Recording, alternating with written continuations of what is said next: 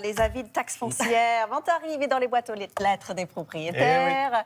En voilà une chronique qui va nous faire du bien ce matin. Ou pas. Parce que je sais pas pour vous, mais moi j'ai l'impression qu'elle revient assez vite chaque année, cette taxe foncière. Et souvent, elle est un peu plus chère. Et cette année, ça va encore une fois être pareil. Voilà comment vous mettre de bonne humeur, mes chers camarades, de bon matin. Merci. Bon réveil. 32 millions de propriétaires vont donc recevoir le montant de leur taxe foncière prochainement. Alors, si vous avez choisi l'envoi postal, ça sera à partir donc d'aujourd'hui jusqu'au 8 octobre. Si vous avez opté pour la version numérique, l'avis sera mis en ligne à partir du 28 août, hormis si vous êtes mensualisé, auquel cas, ça sera à partir du 20 septembre. Quoi qu'il en soit, il faudra la payer, vous vous en doutez.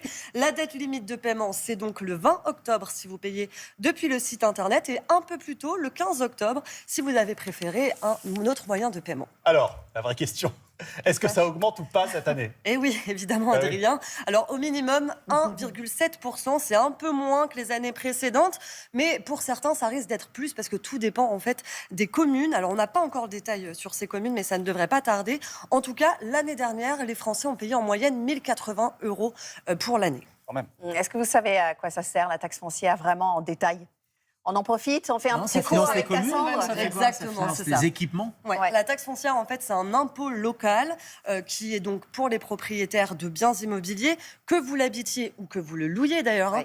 Donc maisons, appartements, parkings, dépendances, locaux commerciaux, c'est vraiment en fait tout ce qui est fixé au sol et qui peut être considéré comme un bâtiment. Et effectivement, docteur, vous avez raison, ça permet en fait de financer les communes, les intercommunalités, les départements. En fait, c'est grâce à ce revenu qu'on va pouvoir profiter de divers services d'infrastructures comme l'entretien des voiries, les espaces verts, la gestion des écoles, les équipements sportifs et culturels. C'est une participation collective. C'est exactement ça. Comment elle est calculée?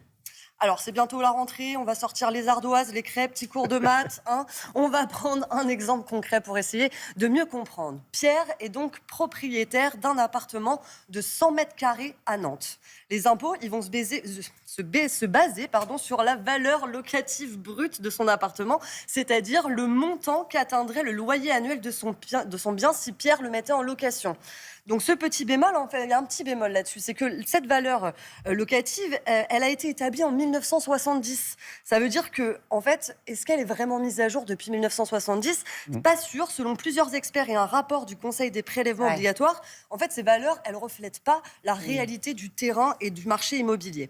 Parenthèse fermée, on revient à notre petit calcul. Donc cette valeur locative sur l'appartement de Pierre, elle est de 1 200 € par mois. Ça fait 14 400 € par an. Okay. On applique un abattement forfaitaire de 50%. Cet abattement, en fait, il va permettre d'amortir nos dépenses, comme les assurances, les réparations. D'accord. Avec cet abattement, on obtient donc 7 200 €.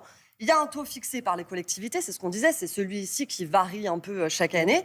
Donc là, on va dire qu'il est de 48% à Nantes. Ça veut dire qu'on multiplie 7 200 par 48%, exactement. Et ça donne la taxe foncière à 3 456 €, qui est plutôt pas mal. D'ailleurs, si vous voulez regarder le taux de votre commune, c'est possible. Il y a un site qui est mis, c'est sur la Direction Générale des Finances d'ailleurs, qui propose un simulateur en ligne.